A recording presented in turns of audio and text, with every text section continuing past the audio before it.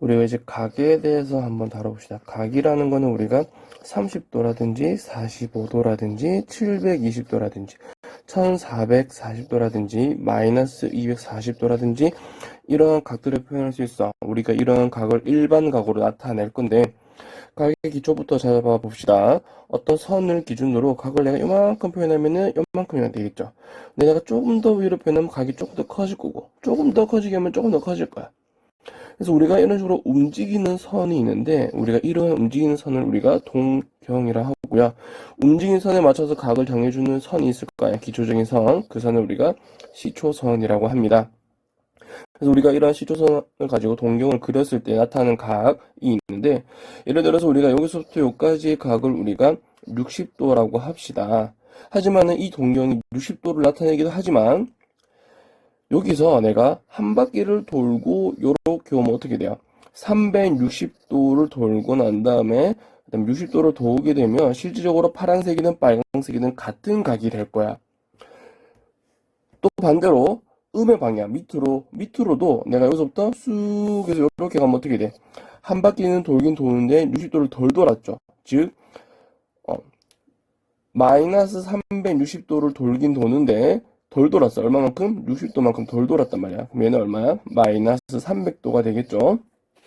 그래서 우리가 이렇게 표현한 마이너스 300도나 420도나 60도는 다 같은 일반 각이에요. 그래서 우리가 이러한 일반 각을 하나로 표현하는 방법은 그 각을 우리가 알파라고 했을 때 이 각은 360 곱하기 n 더하기 세타 이런 식으로 표현을 합니다. 여기서 n은 정수예요. 정수. 정수라는 말은 0이면 안 돈 거고 1이면 한 바퀴, 2면 두 바퀴. 마이너스 1이면 밑으로 한 바퀴, 마이너스 2면 밑으로 두 바퀴. 즉 음의 방향으로 두 바퀴 이렇게 돼. 그래서 돌고 남은 각을 세타라고 하기 때문에 세타는 더 돌면 안 되겠죠. 즉 360도보다 작아야 되고 또 돌긴 돌아야 되니까 0도보다는 커야 됩니다. 우리가 이런 식으로 표현하는 것을 우리가 일반 각이라고 하고 이러한 일반 각을 사분면에서도 한번 보자. 사분면. 자, 여기서부터 여기까지 표현하면 이걸 알파라고 하자. 그럼 알파는 1사분면 위에 있죠. 즉, 알파는 1사분면 위에 있어야 되니까 0도보다는 커야 되고, 몇 도보다? 90도보다는 작아야 돼요. 그때 말했다시피 일반 각은 항상 360이 붙어야 돼. 360n 더하기 0도 또는 360n 더하기 90 이렇게 표현합니다. 그럼 두 번째 2사분면 갖다 표현해보자. 2사분면 각을 이렇게 하면은 베타라는 각은 여기서부터 여기까지야. 이 각을 베타라고 하지 말고 알파라고 하자. 알파라고 하면 알파 각은 또 어떻게 돼요? 90도보다는 큰 각이 나와야 되고 180도보다는 작은 각이 표현되겠죠. 근데 얘가 몇 바퀴 돈지를 모르니까 360n 더하기 90 여기는 360n 더하기 180 이렇게 표현된다. 이와 같은 원리로 표현하면 3, 4분면의 각은 360n 더하기 180도보다 크고 360n 더하기 270도보다 작다. 또 마찬가지로 4, 4분면의 각도 알파가 어떻게 돼요? 360n 더하기 270도보다 크고 여기는 360n 더하기 0도 또는 360 표현을 해도 되고 안 해도 됩니다.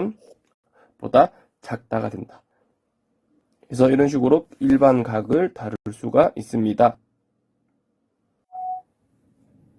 그래서 우리가 이런 일반 각을 가지고 이제 동경에 따른 위치 관계를 알아볼 건데 자 일치부터 봅시다. 일치라는 각은 내가 여기서부터 여기까지 표현한 걸 우리가 알파라고 할게요.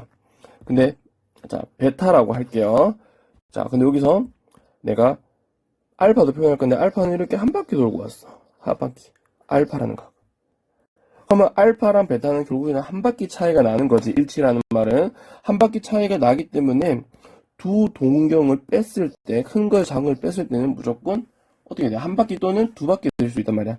즉 360n 더하기 0도 이런 식으로 표현이 돼요. 그럼 일직선이란 말은 자 여기서 여기까지를 우리가 베타라고 하자. 그러면 일직선상에 라는 말은 여기서 이렇게 표현된 각 여기서부터 이렇게 가는 각을 우리가 알파라고 합시다.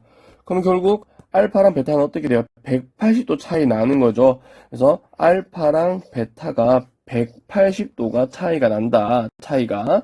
근데 한 바퀴 돈지도 모르니까 항상 360n을 꼭 붙여서 적용을 시킵니다. 그래서 이처럼 일치나 일직선은 두 각의 차를 가지고 푸는 문제고, 다음 대칭 또 한번 보자. 자, 대칭. X축 대칭부터 볼 건데요. 자, 여기서부터 여기까지 각을 우리가 알파라고 하자. 근데 이거를 X축에 대칭하면은 각이 이런 식으로 넘어가겠죠. 즉, 베타라는 각은 여기서부터 이렇게 해서 여기가 베타가 된다. 근데 대칭을 했기 때문에 여기도 알파면은 여기도 알파라고 표현이 될 거야. 물론 음의 방향이겠지만. 그럼 이렇게 보면은 베타라는 각과 알파라는 각을 더하면은 한 바퀴 돌게 되는 거죠, 결국. 즉, 360n 더하기 0도. 그래서 0은 굳이 안 붙여도 되니까 360n. 이렇게 표현돼요. 두 번째, 두 동경의 y축 대칭이야. 자, 요 각을 알파라고 하자. 그럼 y축 대칭시키면 그림이 쑥 해서 이렇게 그려질 거고. 그럼 대칭이니까 요 점과 요 점은 각이 서로 같겠죠. 그러면 요쪽 오른쪽에 보면 알파 더하기 점이니까 여기도 점 더하기 알파 이렇게 표현될 거고, 베타라는 각은 뭐예요? 여기서부터 이렇게 표현되는 게 베타가 될 거야. 즉 베타라는 각과 알파라는 각. 자, 다시 보여줄게요. 베타라는 각과 알파라는 각을 더하면은 몇 도가 돼? 90도가 180도가 되죠. 즉 알파 더하기 베타는 얼마다? 360n 더하기 180도가 된다. 마지막으로 y는 x 대칭 봅시다. 자, 여기가 y는 x라는 직선이에요. 내가 각을 요만큼을 우리가 알파라고 표현을 하자. 그럼 이걸 대칭을 시키면 요렇게 가겠죠. 그럼 여기를 점이라고 하면 대칭이 되니까 여기도 점이 되고, 밑에가 점 더하기 알파니까 위에도 점 더하기 알파라고 표현되겠죠. 여기서 베타라는 각은 여기서부터 요까지야. 즉, 요 그림도 살펴보면은 시초선에서 베타를 더한 다음에 알파까지 더하면 어떻게 돼요? 90도가 된단 말이야. 즉, 알파 더하기 베타는 뭐다? 360n 더하기 90 이렇게 표현됩니다. 그래서 우리가 이러한 각들을 가지고 나중에 문제도 한번 풀어보자.